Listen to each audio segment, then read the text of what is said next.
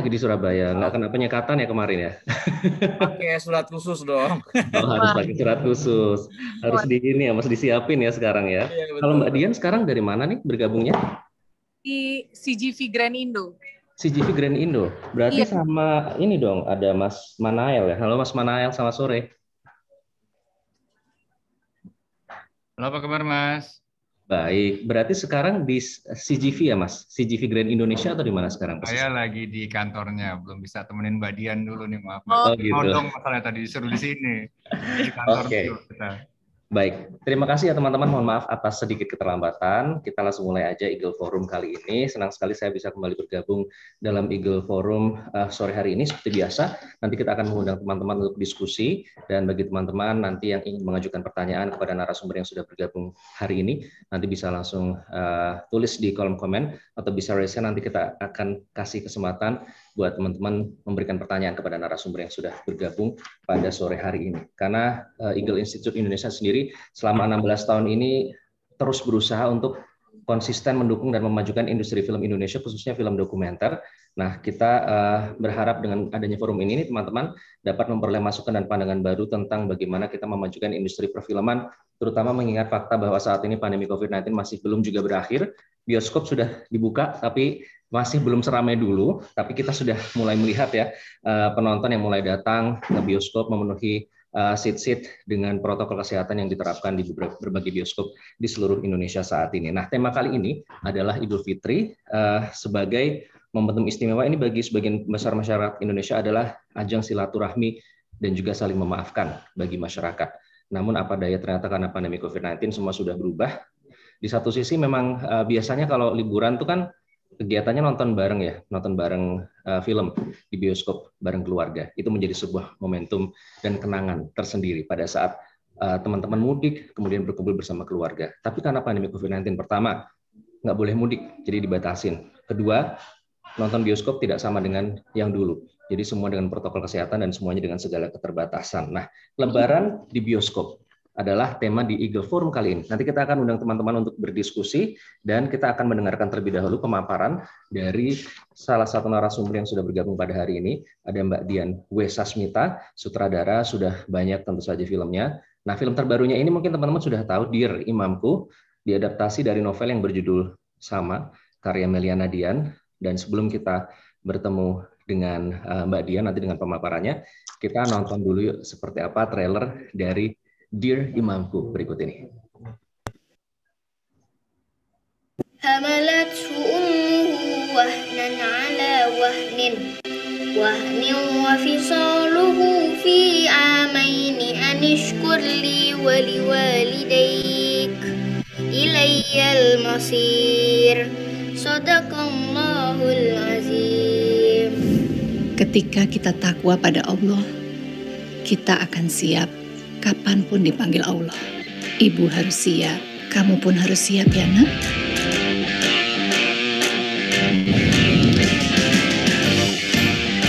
Hari ini adalah perayaan Golden Play Button.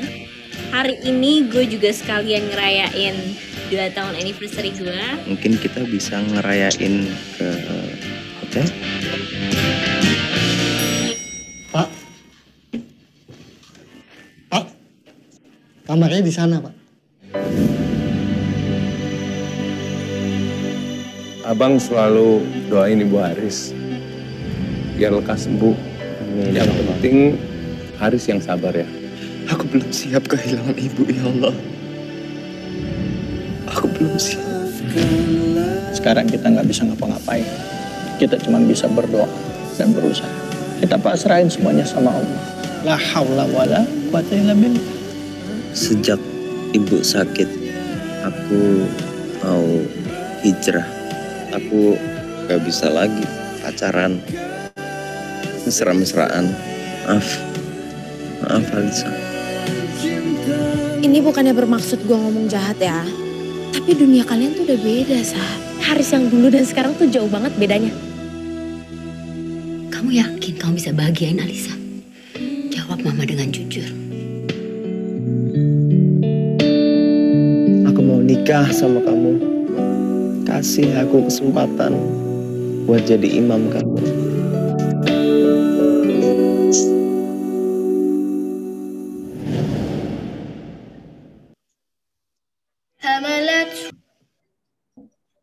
Oke, itu tadi Dear Imamku yang sudah akan tayang pada saat Lebaran ya Mbak Dian ya. Ini memang sengaja momentumnya sengaja dipilih pada saat hari Lebaran.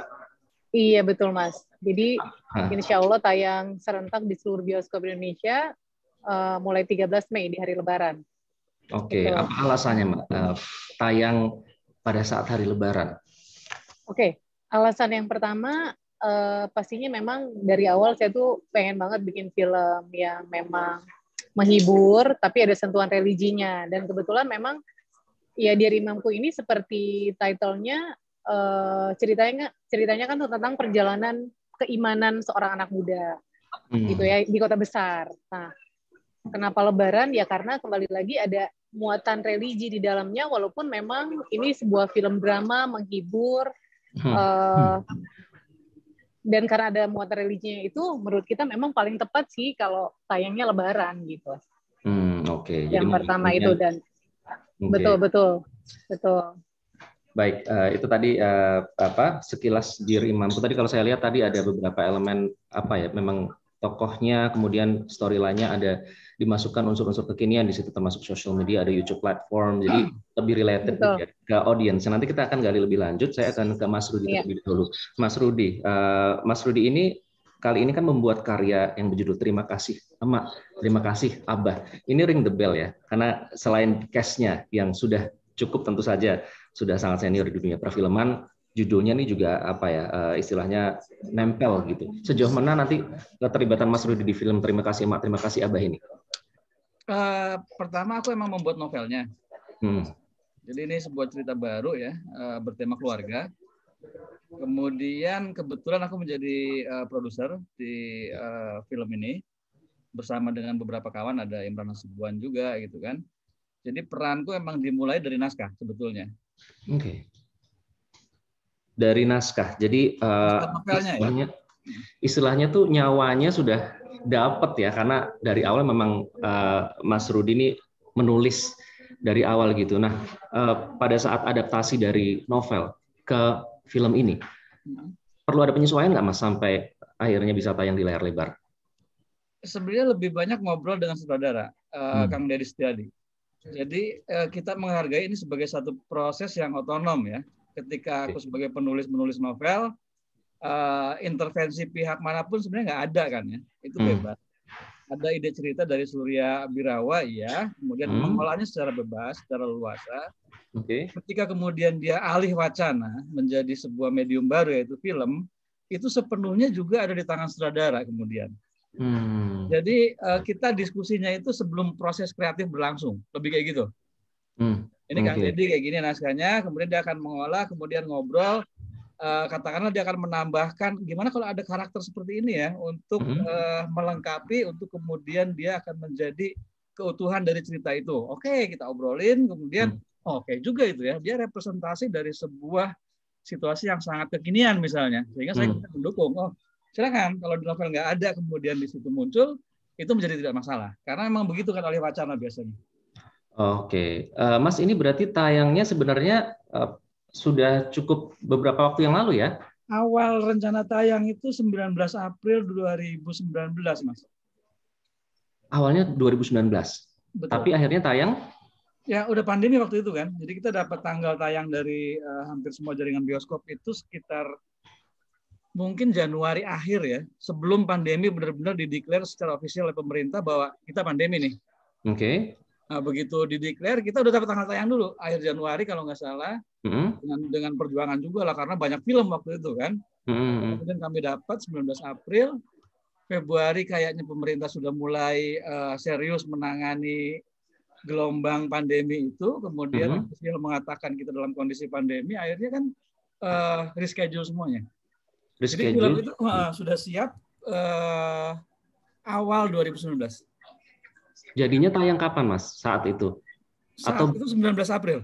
19 April 2021. 2019, Mas. Sorry. 2019. Oke, berarti karena pandemi selama setahun lebih kan.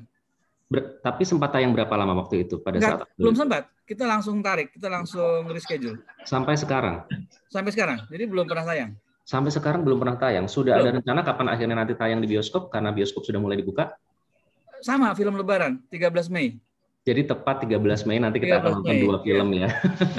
Ada Dear Satu Imamku. Dear Imamku, satu Terima Kasih Emak, Terima Kasih Abah. Pas lah itu ya. Terima kasih Abah. Ini cukup. Ada satu lagi sih Mas. Ada satu lagi. Apa satu nih? lagi ya? Ada, iya, dari Visinema tuh yang Tarian Lengger. Oh iya iya. Horor. Iya. Tarian Lengger ya. Itu menarik tuh premisnya, saya sempat baca reviewnya ya. Ini menarik sekali ya. Apalagi Terima Kasih Mak, Terima Kasih Abah mungkin cukup sentimental ya Mas, karena almarhum pemeran utama berpulang pada saat itu. Kalau tidak salah, tidak jauh dari setahun yang lalu setelah film ini dirilis ya. Nah sekarang saya ingin tanya ke narasumber kita selanjutnya adalah Mas Manail. Mas Manail ini kan istilahnya tuh kalau ke bioskop itu orang sudah mulai antusias lagi ya. Saya lihat kayak saya juga beberapa kali nonton bioskop tuh tidak cuman film-film blockbuster saja, tapi juga film-film festival seperti kemarin Minari itu juga sudah tayang di CGV begitu. Saya lihat kursi-kursi sudah mulai terisi. Nah, momentum Lebaran ini seperti apa, Mas? Sejauh ini antusiasme masyarakat. Tadi Mbak Dian punya Dear Imamku, kemudian Mas Rudi punya Terima Kasih Emak, Terima Kasih Abah. Ini apakah antrian film yang akan tayang di bioskop pada saat momentum Lebaran panjang, tapi atau gimana menyesuaikan protokol kesehatan? Jadi kalau sekarang sih memang biasanya di periode Lebaran gitu ya, itu merupakan periode high traffic lah buat kita ya. Mungkin periode di mana setiap ada libur panjang biasanya sih secara traffic biasanya lebih meningkat. Yang menariknya sekarang tentunya di tahun 2020 yang lalu kan kita tidak diperbolehkan beroperasi ya, bioskop tutup di bulan Maret kalau nggak salah waktu itu pertengahan Maret. Sebelum akhirnya kami pertama kali buka di bulan Oktober tahun 2020 yang lalu. Jadi memang periode Lebaran di tahun lalu itu kita dalam kondisi tutup ya. Nah saat ini sih saya perhatikan berjalannya waktu, terutama di tahun 2021 ini, kita secara growth traffic di atas 50% month on month ya. Jadi bulan ini berbanding bulan sebelumnya di kisaran 60%, berbanding dengan bulan sebelumnya lagi sekitar 50% dan seterusnya. Jadi secara traffic sudah kelihatan memang pattern-nya meningkat. Nah, kita pengen coba kita gunakan sekarang momentum Lebaran ini sebagai titik balik kondisi di mana bioskop bisa perform lebih baik gitu dibandingkan dengan periode sebelumnya. Dan alhamdulillah juga didukung banyak konten lokal nih yang akhirnya bisa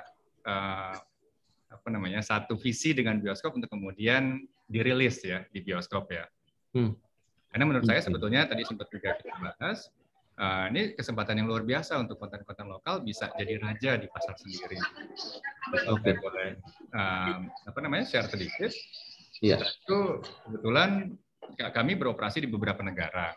Kami tentunya Digiku sendiri datang dari Korea, tapi kami beroperasi di Cina, kami pemain nomor 1 di Vietnam, pemain nomor 1 di Turki, kami juga ada di Myanmar. Nah, pattern yang kami lihat adalah ketika performa film lokal bisa lebih dari 50%, pasarnya biasanya lebih stabil. Jadi artinya apa? Artinya learning dari kami nih ya, sebagai multinational company bergerak di bidang eksibisi film, itu kita sangat mendukung konten lokal. Nah, jadi kita nih sangat excited sekarang bahwa di periode Lebaran akhirnya teman-teman PH gitu ya, nah produser berani untuk akhirnya merilis konten mereka. Untuk dukungannya seperti apa, Mas? Maksudnya apakah nanti proporsi film lokal nanti akan diberi ruang yang lebih banyak dari segi jadwal tayangnya atau seperti apa? Pastinya kan, jadi kan yang selalu jadi isu sebelumnya teriakan-teriakan dari teman-teman content creator gitu kan, teman-teman PH kan selalu bilang bahwa ini bioskop tega nih buat kita nih, kok konten lokal baru tayang sehari 2 hari layarnya udah hilang setengah gitu misalkan. Ini sebenarnya momentum yang luar biasa di saat memang ketersediaan film Hollywood sedang dalam kondisi yang tidak cukup saat ini atau bahkan minim gitu ya. Nah, itu ketersediaan layar sekarang banyak gitu Mas. Jadi sebenarnya tidak ada alasan kita untuk kemudian tidak support gitu ya konten-konten lokal supaya bisa punya masa hidup yang lebih panjang gitu di layar. Oke. Mbak Dian bener nggak sih sempat teriak waktu itu terkait dengan istilahnya film lokal kita harapan tentu merajai negeri sendiri begitu ya, tapi mungkin ada beberapa momentum di saat orang mungkin berpikir ya kok lebih laku blockbuster dari Hollywood sih gitu, sempat nggak ada pemikiran seperti itu waktu itu?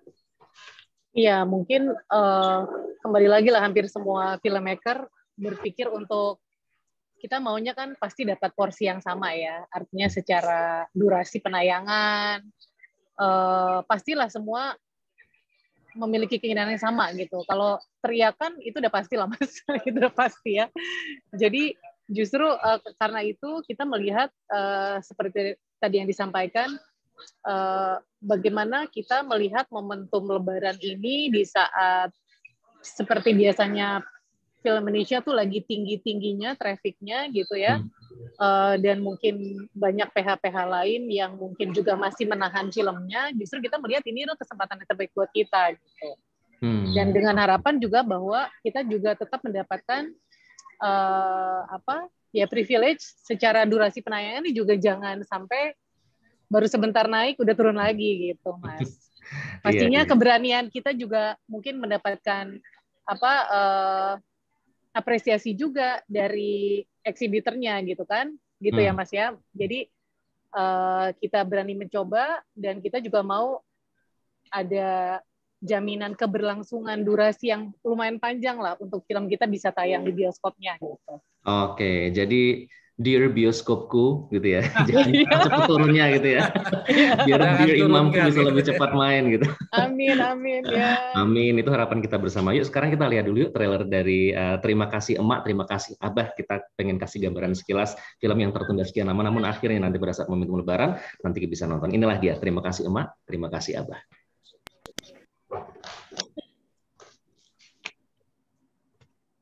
Ini daging rawonnya habis ya? Nggak apa-apa. Ini kuahnya aja juga enak nih, Mak juga suka kuahnya. Nih untuk Emak. Kok Mak malah dagingnya jadi banyak sendiri nih? Kan Emak yang capek masak. Ulang tahun ke-9, belanja jadi 900.000. Jadi cari uang sebanyak ini kemana? Ya kerjalah. Hai guys, welcome back to Ceria Cerio. Ceria nggak punya baju yang bagus buat bikin konten video YouTube, Mak. Pakai aja yang kamu punya. Aku nggak mau dimadu. Pokoknya feeling Rara kayaknya kali ini bener, Mak. Mas pas lagi proses pilih calon pengganti Rara sekarang. Mak, Mas Doni itu baik, bijaksana, pengertian. Kopiannya Abah banget, Mak. Pun itu, jawaban Emak tetap tidak. Istri punya, pacar kan belum. Jangan semena-mena kamu menghina dan mempermainkan perempuan, tahu? Adalah bahagianya keluarga. Bah, kita semua ngerti Abah berniat baik. Kita juga gak menghalangi Abah berbuat baik untuk anak dan cucu. Tapi Abah harus super hati-hati. Karena niat baik Abah malah jadi bisa buruk buat orang lain. Ma itu seharusnya ikut bertanggung jawab. Kenapa Abah dibiarkan sendiri kemana-mana? Ini membahayakan. Karena badan Abah itu masih tua. Pikiran Abah juga masih sehat. Cuman penglihatan Abah ini aja yang tidak melihat. Kamu tuh udah gak sayang sama Abah kamu. Daripada Abah diperlakukan seperti pembantu di sini. Mengeksploitasi orang cacat itu gak boleh. Apalagi untuk mendapatkan uang. Ria, terus kamu kenapa tiba-tiba mau jadi YouTuber? Supaya Ceria jadi terkenal. Siapa tahu aja kalau Ceria terkenal, orang tua kandung Ceria mau cari Ceria. Ya, itu dia trailer dari Terima Kasih Mak, Terima Kasih Abah. Lihat, nonton sekilas aja udah merinding gitu ya. Salah satu aktor terbaik yang dimiliki tanah air juga sudah tidak diragukan lagi, emosinya nyampe ke kita dan message-nya mungkin nanti akan dapat banget gitu disaksikan pada saat momentum Lebaran. Nah, Mas Rudi tadi katanya akan ada pemaparan sedikit, silakan Mas. Ya ini cerita sedikit ya soal proses. Tadi udah saya singgung juga bahwa ini berawal dari sebuah novel idenya yang kemudian disambut oleh Mas Adi Kurdi, kemudian Mbak Novia Kolpaking, kemudian para pemain serial Keluarga Cemara waktu itu ya. Ada Ceria HD, ada Anissa, yang sekarang udah dewasa semua. Jadi harus dipahami bahwa ini sama sekali tidak terkait dengan serial itu. Film ini film yang berdiri sendiri dengan cerita yang baru, dengan kompleksitas permasalahan yang juga sangat berbeda ya. Artinya sudah mengcapture persoalan-persoalan yang sekarang terjadi. Bahkan di film ini ada 3 generasi yang muncul sebagai lingkup dari atmosfer ceritanya. Ada generasi emak dan abah yang mewakili mungkin usia siapa ya? Nanti kalau saya bilang usia saya tua banget nih. Pokoknya usia orang tua kita ya. Kemudian ada keluarga-keluarga baru sekarang, keluarga muda dengan berbagai persoalannya. Dan kemudian yang menjadi frame fokus cerita adalah justru dua anak ini, Nurani dan Budi, yang masih SD, kelas 5 dan kelas 4. Itu yang menjadi fokus yang membingkai cerita. Jadi kompleksitas persoalannya itu kemudian benar-benar realistik, sangat keseharian, persoalan-persoalan yang memang kemudian kita bisa temukan di mana-mana dalam keseharian kita. Tapi bagaimana mengemasnya dalam sebuah film keluarga, dengan semangat menjaga keutuhan keluarga dalam segala situasi, semangat menjaga keseimbangan, bahwa yang paling penting dalam hidup kita sebenarnya adalah keluarga. Itu semangat yang kemudian menyatukan kami semua. Yang kemudian juga mendorong Alimi Picture ya. Alimi Picture ini sebenarnya produser baru, PH baru, tapi dengan visi dan misi yang sangat jelas juga. Bahwa film keluarga itu penting sekali untuk lebih muncul di kasanah perfilman kita. Dengan kesadaran seperti itulah kemudian kami merasa ya sejak dulu ya kita sebenarnya kan merasa ada satu lag dengan film keluarga ini. Kalau kita ngomong film anak yang juga tidak terlalu keluarga, misalnya Sherina tahun berapa itu udah lama sekali juga. Itu banyak kosong lah, ada banyak kekosongan. Nah ini kami tim produksi setahun yang lalu persis ini. Setahun yang lalu berbuka puasa bersama, ketika itu sudah dapat tanggal tayang yang tadi saya bilang tadi Mas, tanggal 19 April itu. Ada Kang Deddy sutradara, almarhum tentunya Mas Adi Kurdi ya.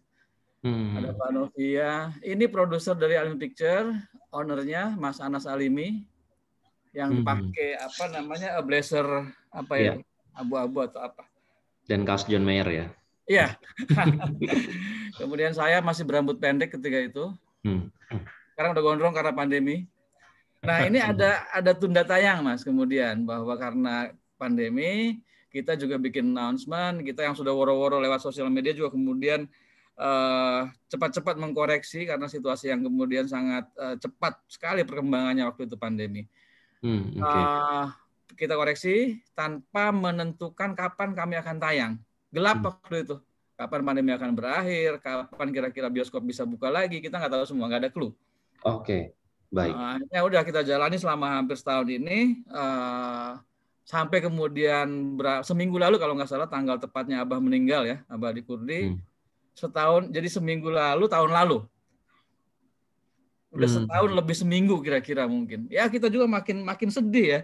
Kita udah rencana premier, kita udah peluncuran trailer, kemudian kita udah membayangkan bareng Abah kumpul semua nanti tiba-tiba ada kejadian Abah meninggal, berita duka seperti itu. Ya kami sangat sedih waktu itu, sangat-sangat terpukul lah. Ini sosok yang sangat dihormati. Sebelumnya kan sahabat dekat beliau juga, Mas Wendo. Yang kira-kira mungkin berapa bulan sebelumnya ketika kami tengah produksi, persiapan produksi waktu itu. Ada kabar juga Mas Wendo meninggal. Rupanya karena dekat sekali mereka kayaknya nggak mau pisah jauh-jauh atau gimana. Akhirnya Mas Adi Kurdi juga kemudian disusul istrinya meninggal. Nah ini pemain-pemain yang pernah main ketika kanak-kanak sebagai pemain Keluarga Cemara, serial di televisi itu. Ada Ara, Agil, sama Eis ya. Semua. Sekarang udah dewasa semua. Jadi nggak ada hubungan dengan karakter di serial itu. Oke. Baik. Saya kira cerita seperti itu, Mas. Proses syutingnya sendiri kita sangat seru, sangat sangat penuh kekeluargaan. Jadi spirit itu udah hadir dalam proses awal, terutama karena hubungan yang sangat lama. Ketika bertahun-tahun nggak ketemu lagi untuk satu hal yang produktif, semangatnya beda kan, Mas? Nah, Mbak Novia sendiri itu kan sebenarnya banyak sekali dapat tawaran untuk main film selama dia vakum loh. Tapi hampir semuanya dia tolak dengan halus atau dengan tegas atau apapun lah. Intinya begitu Kang Deddy Setiadi yang mengajak dia, ayo kita reunian bikin film keluarga lagi, itu baru Mbak Novia mau. Waktu itu Mbak Novia bilang ke teman-teman wartawan juga, ini karena Kang Deddy ini aku mau. Jadi jangan salah ya, jangan berpikir bahwa aku dilarang sama Cak Nun main film. Enggak, ini karena aku sendiri. Cak Nun dari dulu dorong-dorong aku main film katanya kan, untuk main lagi. Enggak, ini karena emang dia nggak mau waktu itu. Oke. Sama vakum itu. Nah, gitu kira-kira Mas. Jadi apa namanya, udah pas lah ya tadi judul headline di koran tuh, terima kasih Abah. Iya. Istilahnya tuh momentumnya pas sudah memberikan penampilan terakhir bagi. Ini film terakhir beliau. Ya. Oke, jadi bukan lagi harta yang paling berharga adalah keluarga ya Mas, tapi sekarang mimpi yang paling nyata adalah bahagia keluarga ya. Ya. Itu bedanya. Baik, nah saya ingin kemudian bukan membandingkan ya, istilahnya Mas Manael ini kan 2 film tadi karya dari Mbak Dian dan juga Mas Rudi, ini sama-sama mengusung tema yang menjunjung nilai moral, kemudian message-nya tentang keluarga dan juga lebih ada konflik emosional di situ, interaksi antar orang. Nah, sementara kalau kita tahu film-film Hollywood biasanya bermain dengan science fiction, kemudian action yang seperti itu. Ada genre yang cukup berbeda dengan film Indonesia yang akan tayang pada saat momentum Lebaran seperti ini. Nah, akan seperti apa nanti antusiasmenya, Mas? Kalau melihat dari jumlah penonton yang sudah mulai datang ke bioskop saat ini, apakah bisa dibilang film seperti ini akan laku gitu dalam momentum yang akan datang sesaat lagi? Ya, kalau saya lihat sih secara momentum pastinya periode Ramadan ke Lebaran pastinya akan lebih banyak jenis customer keluarga ya, pertama di hari kedua biasanya. Jadi artinya kita coba sediakan sih secara opsi film, kita coba berikan beberapa jenis genre film tentunya. Saat ini pun kita juga ada festival film Ramadan, jadi film-film dengan tema rohani itu juga sedang berlangsung saat ini ya. Beberapa film rerun yang sudah kita select juga.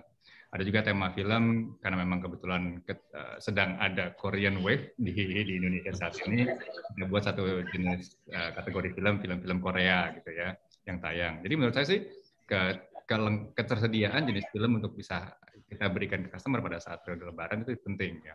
Jadi tadi konten-konten yang tadi disebutkan yang sudah Mas Rudi sampaikan tadi atau yang Mbak Dian akan rilis juga di tanggal 13 ini akan melengkapi gitu ya jenis genre film yang akan kami tayangkan di bioskop. Itu memastikan agar semua interest terpenuhi. Mas sudah buka semua belum sih Mas bioskop di seluruh Indonesia nih, atau masih ada yang harus menyesuaikan gitu untuk sementara masih belum bisa dibuka?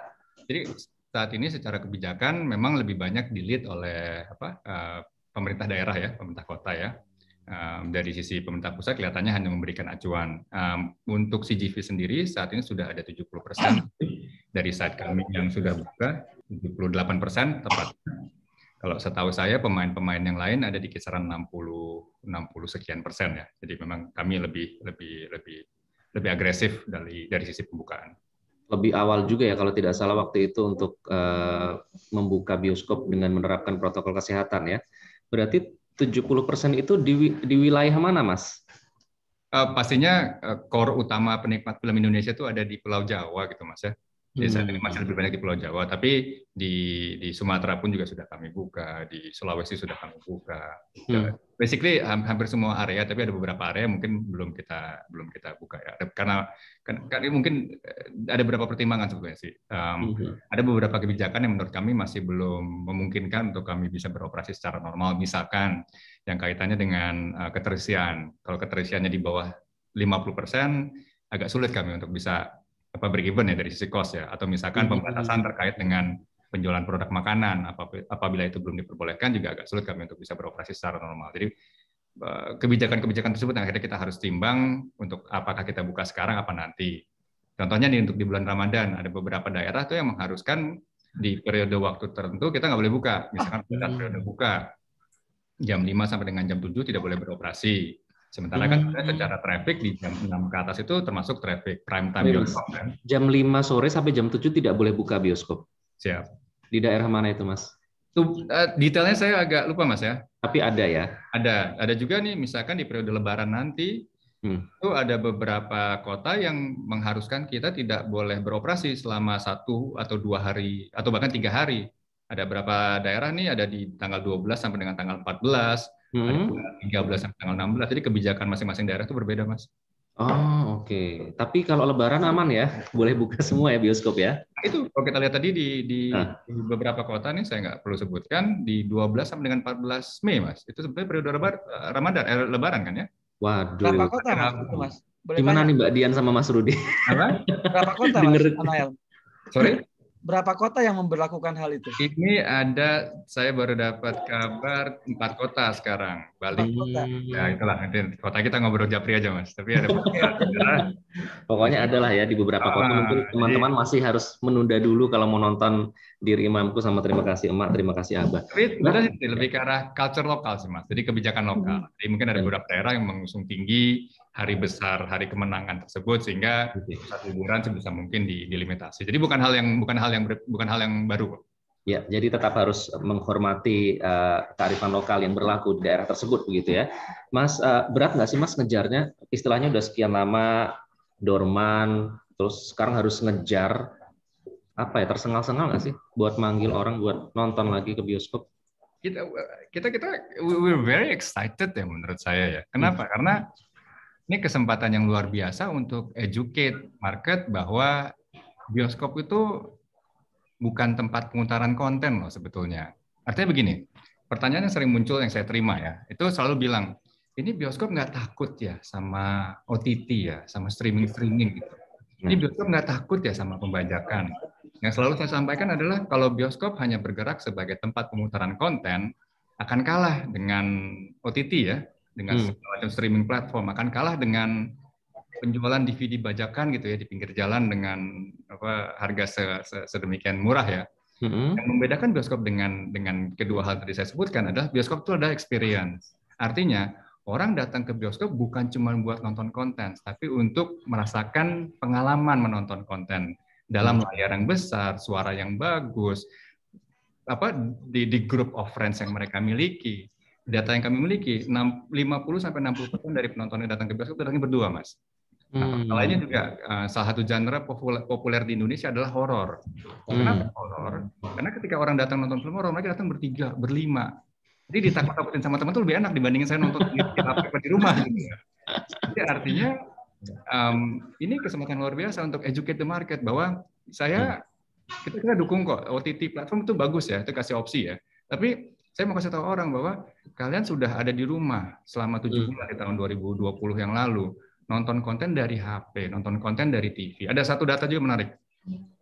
Akses orang menonton konten menggunakan smart TV di Indonesia itu di angka 6%. Besar sekali, 90% itu lebih menggunakan HP atau laptop atau komputer ya. Artinya ketika sineas gitu, ketika filmmaker buat konten kan itu beda kualitasnya kan. Secara cerita atau message yang disampaikan ketika ditayangkan di HP dengan ukuran kecil atau di laptop mereka atau di komputer berbeda dengan layar besar kan. Nah, itu menurut saya yang membedakan bioskop dengan platform, dengan konten tersebut. Experience atau pengalaman yang jauh berbeda. Jadi nggak all around you gitu ya Mas. Kalau misalnya cuma nonton di bioskop gitu atau di platform-platform yang sedang digunakan oleh masyarakat saat ini. Nah, ini pertanyaan saya juga ke Mbak Dian sama Mas Rudi. Ini kan orang pada beralih ke platform yang bukan bioskop ya. Apa istilahnya OTT ya? OTT. Apakah sempat tertarik untuk switch? Kenapa nggak tayang di OTT aja gitu kemarin pada saat proses produksi Mbak Dian dulu? Oke. Kalau Dear Imamku ini memang dari awal itu sudah yakin banget kita first preview itu screening itu harus di bioskop. Jadi OTT itu adalah bonus gitu. Jadi kita sama sekali nggak pernah kepikiran untuk direct to OTT gitu. Seperti mungkin banyak film-film lain kan pada akhirnya mungkin katakanlah menyerah gitu ya, pindah ke OTT. Nah, Dear Imamku ini memang nggak pernah ada sama sekali keinginan ke sana. Dari awal kita yakin dan memang ada tawaran-tawaran ya, apalagi Lebaran ini kan mungkin juga OTT perlu konten gitu ya. Tapi memang sama sekali kita nggak ada goyah. Kita yakin banget bahwa ini memang dari awal adalah film yang dikonsep untuk bioskop ya, memberikan cinema experience yang berbeda untuk penonton kita, gitu sih Mas. Jadi Jadi dari awal udah yakin ini memang buat udah yakin lebar, banget. gitu. Jadi memang betul. Kalaupun memang kita nggak dapat kesempatannya di Lebaran ini, kita memang sudah yakin juga untuk menunda gitu sampai ada kesempatannya untuk masuk ke bioskop. Oke, jadi tunggu dulu Dear OTT ya, harus bersabar itu yang di bioskop ya. Mas Rudi nih, ini yang menarik, sudah sekian lama istilahnya harus ditunda begitu. Masa tidak terpikir untuk ya udah deh daripada nanti kelamaan kita nggak tahu pandemi kapan berakhir, tayang dulu di OTT gitu. Enggak sih Mas, kita yakin juga. Maksudnya gini, kayak yang dibilang Mas Manael tadi ya, bahwa bioskop itu beda Mas. Kayak kita ngomong buku lah. Print book diprediksi bakal kemudian akan turun, bahkan mungkin akan lenyap ketika ada e-book ya. Ketika ada Kindle, ketika ada macam-macam. Tapi ternyata enggak tuh Mas. Print book itu satu experience yang berbeda. Baca buku, pegang fisik kertas, membukanya, mungkin menghirup aroma kertasnya. Ini baru buku ya. Jadi kalau saya bayangkan bioskop, tentu akan jauh lebih luar biasa lagi kompleksitas perasaannya yang kemudian terbangun sebagai experience. Mood yang kemudian tercipta. Ya kan, dia kan lebih juga sosial perilakunya. Buku lebih personal pun susah untuk kemudian ketika ada e-book, orang-orang akan pindah, akan kemudian pakai gadget baca buku. Ternyata enggak. Mengalami penurunan industrinya sama dengan bioskop ketika layar sangat sedikit misalnya. Kemudian sekarang layar udah banyak, peluang lebih tumbuh lagi, ternyata tumbuh lagi. Sama. Ada satu pengalaman yang memang hanya bisa didapatkan di bioskop. Menarik ini optimisme ya. Optimis. Ya. Senang sebenarnya dari sineas Indonesia tuh dengan layar lebar Indonesia. Ini hanya Mbak Dian dan Mas Rudi. Semoga sineas lain juga ya. Lebih optimis begitu. Saya mau tambahin sedikit Mas. Jadi silakan Mas Mana. Ada sebenarnya kalau dari sisi bisnis ya, kalau saya lihat ya kan sekarang ada satu content funneling ya. Artinya sinema misalkan dapat 90 hari pertama, lalu mungkin turun ke premium on demand gitu atau VOD, lalu nanti turun lagi misalkan ke TV atau OTT. Nah kan funneling konten tersebut sebetulnya memaksimalkan potensi revenue yang bisa diterima oleh content creator kan. Artinya eksklusif, misalkan eksklusif tayang di bioskop dapat sekian revenue, lalu pindah ke platform lain sekian revenue, jadi potensi revenue lebih besar. Nah tadi saya share sedikit sebetulnya sih, ngobrol juga dengan Mas Rudi ya. Kalau kita lihat di periode sebelumnya, sebelum akhirnya sinema lebih banyak, itu rata-rata dalam 1 tahun penjualan tiket film lokal di Indonesia di kisaran 15 juta lah, anggap waktu itu. Di tahun 2010-2015 tuh hampir sama, kurang lebih 15 juta. Dalam berapa lama Mas? Dalam 1 tahun 15 juta. Jadi total konten yang tayang di bioskop on a yearly basis di tahun 2010 sampai dengan 2015 sekitar 100 sampai dengan 115 konten tiap tahunnya, konten lokal ya. Nah, secara penjualan tiket itu di kisaran 15 juta lah, anggaplah 13-15 juta tiket film lokal tiap tahunnya. Lalu muncullah ada pemain-pemain bioskop baru, termasuk di dalamnya ada CGV ya. Di tahun 2016 penjualan tiket naik dari 15 juta naik ke 20 sekian. Tahun berikutnya naik ke 30 sekian. Tahun berikutnya naik ke 40, ke 50. Artinya dikarenakan penambahan layar, kontennya layar makin banyak, bioskop penjualan tiket makin banyak. Artinya apa? Direct revenue untuk content creator, untuk content owner. Contohnya tadi sempat kasih sampel sedikit, ada beberapa film misalkan yang secara penjualan bisa sampai 6 juta tiket, Mas. Kita buat hitung-hitungan singkat. Saat ini di Indonesia penjualan tiket rata-rata di Indonesia di $3,5 atau 45.000. Kalau kita biar gampang matematikanya 50.000. Jadi kalau ada tiket yang dijual 6 juta dikali 50.000 itu 300 miliar. Artinya 300 miliar tayang di bioskop dalam periode pendek itu kan sebetulnya luar biasa kan. Jadi memang secara revenue menurut saya luar biasa sih kalau kita tetap gunakan flow yang sekarang ya secara funneling kontennya. Oke, baik. Ini saya Mbak Dian harus harus memulai konferensi pers ya dari Dir Imamku ini akan segera melakukan press con terkait dengan film yang akan segera tayang ini. Mas Rudi, kalau kita lihat tadi ada pertanyaan sih dari ini. Saya minta terima kasih dulu ya ke Mbak Dian. Terima kasih tadi sudah bergabung. Nanti kita akan nantikan filmnya Dir Imamku di bioskop-bioskop di Indonesia. Sebelum ke Mas Rudi, ini ada yang nanya Mas. Kalau kita nonton kan sekarang udah berbeda ya, masuk ada tanda silang. Jadi kalau tadi Mas Mana yang bilang nonton horor itu pengalaman yang ditunggu-tunggu, sekarang lebih horor lagi karena nggak ada orang di sebelah kita gitu. Jadi nggak bisa berinteraksi gitu pada saat film horor itu tiba pada adegan yang mencekam. Kemudian horor lain adalah pandemi COVID-19 yang sampai saat ini masih melanda. Artinya kita belum bisa tenang. Horor di dalam bioskop belum tentu lebih menyeramkan dari horor di luar sana yang banyak orang tidak memakai masker, tidak patuh protokol kesehatan begitu. Nah, gimana caranya meyakinkan dari pihak bioskop agar orang mau nonton lagi dengan tetap merasa aman, Mas Manael? Tentunya ya kalau kita ngomong standar praktis pastinya kita gunakan prokes gitu ya. Prosedur kesehatan yang kita lakukan tuh kita lakukan secara maksimal. Seperti misalkan kebetulan kan kalau diperhatikan bioskop itu rata-rata punya akses yang terlimitasi ya, termanage ya. Jadi artinya bisa dibuatkan sebuah gate di mana bisa dilakukan temperature control, temperature check, lalu ada customer tracking, lalu disediakan hand sanitizer, alat cuci tangan dan lain-lainnya. Tapi kalau saya boleh sedikit ngobrol gitu sebetulnya. Again, kami perusahaan multinasional, CGV pemain bioskop nomor 5 terbesar di dunia, kita punya learning, Mas. Datanya saat ini tidak pernah ada satu klaster yang datang dari bioskop. Itu dari operasional kami dengan negara lain. Sekarang kalau kita kasih perbandingan deh. Coba cara yang lebih diplomatis ini saya coba sampaikan ya. Kasih perbandingan misalkan. Kita ngomong transportasi, Mas. Transportasi, orang naik transportasi umum dalam kondisi ceiling pendek. Mungkin AC muter begitu-begitu aja, atau bahkan tidak ada AC. Dibandingkan lagi dengan let's say tempat makan misalkan. Orang bertatap muka, buka masker, ngobrol setengah jam, 2 jam, 3 jam misalkan.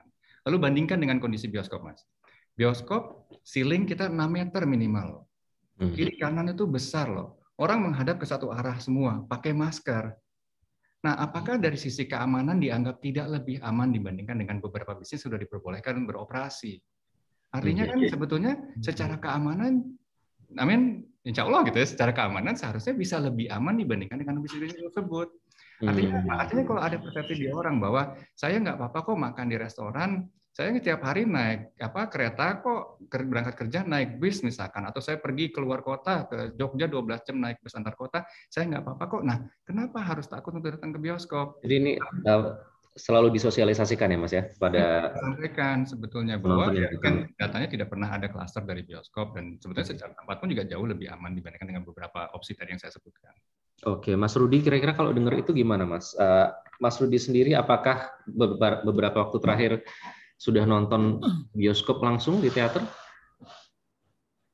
Sudah 1 kali. Rasanya gimana Mas?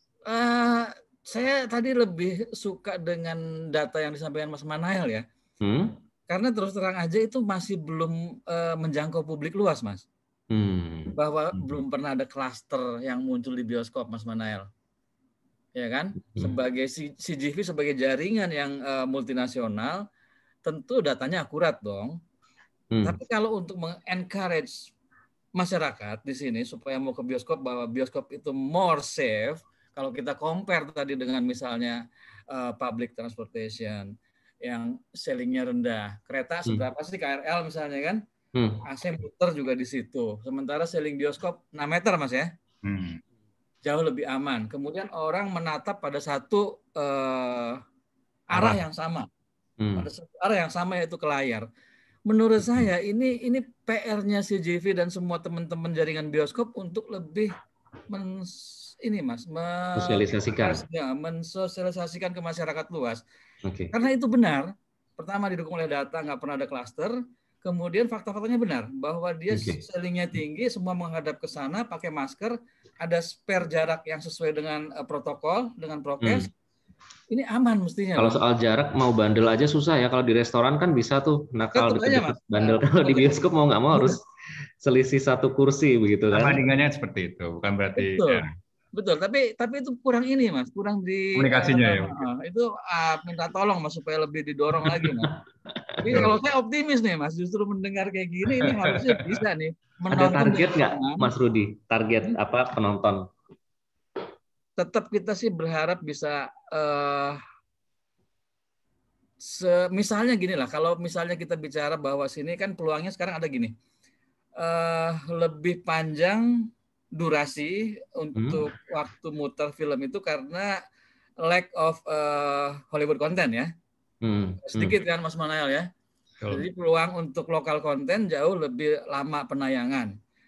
Pembatasan 25% atau ada yang 50% itu bisa menjadi kendala, tapi kalau misalnya waktu tayang lebih panjang, maka harapan untuk penonton lebih banyak juga sebenarnya ada. Dibandingkan ketika padat nih trafficnya, Hollywood banyak banget film bagus dan lain sebagainya, kita harus rebut-rebutan, kemudian cuma punya waktu yang sangat pendek gitu kan, karena ini kan bagaimanapun market ya. Artinya yang berkuasa tetap aja penonton sebagai rajanya. Begitu film kita nggak direspon, nggak mendapatkan respon yang sesuai target dari semua teman-teman jaringan bioskop, tentu akan turun dong. Berkurang layarnya akan berkurang layarnya sehingga peluangnya lebih kecil. Nah, di sini kelebihannya adalah kita punya peluang untuk durasi waktu yang lebih panjang, kompetisi dengan Hollywood konten atau konten luar juga relatif lebih kecil dibandingkan dengan pada saat sebelum pandemi. Mungkin aku tetap optimis bisa, mudah-mudahan banyak lah ya, sebanyak-banyaknya gitu. Ya, Mas Rudi, gimana Mas teman-teman yang kemarin terlibat dalam pembuatan Terima Kasih Emak, Terima Kasih Abah? Apakah terpengaruh begitu atau semua masih bisa berjalan normal, masih dipertahankan semua, atau ada yang terpaksa dengan amat sangat harus di-cut misalnya? Kalau kebetulan kalau proses produksi kan sampai post pro kita udah selesai, Mas. Sebelum pandemi. Jadi semua udah beres. Oke. Nah, jadi teman-teman itu lebih ketika itu berupaya untuk merancang strategi promosi, untuk kemudian bikin schedule masing-masing, bikin agenda supaya bisa kemudian mempromosikan film ini. Tapi semua urusan produksi sampai post pro udah beres semua waktu itu. Project yang seharusnya dibuat next berarti harus tertunda sama sekali. Otomatis. Tadinya kita udah membayangkan mungkin malah tahun ini bikin yang sequelnya ya. Tadinya kalau jadi tayang pada April 2019 tanggal 19 itu. Oke. Kita udah membayangkan, wah ini kayaknya seru nih kalau bikin film keluarga ini sampai paling tidak ada sequelnya lah waktu itu gitu. Sempat membayangkan seperti itu. Kalau itu yang jelas tertunda, Mas. Rencana ke depan tertunda semua. Oke. Ini kan ikonik ya, Mas ya.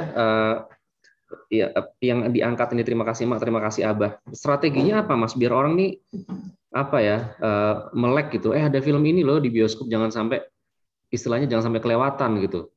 Strateginya apa? Tetap tadinya basisnya kan sosmed, kemudian acara-acara off air yang kita rancang. Kalau seandainya kita tidak terjadi pandemi ya. Kalau sekarang tentu kebetulan sekali kan kami ini punya satu basis komunitas yang cukup kuat. Jadi Alimi Picture itu juga adalah sama ya ownernya dengan yang bikin Prambanan Jazz. Jadi memanage komunitas itu kita sudah terbiasa. Kemudian Mbak Novia juga kan aktif sekali di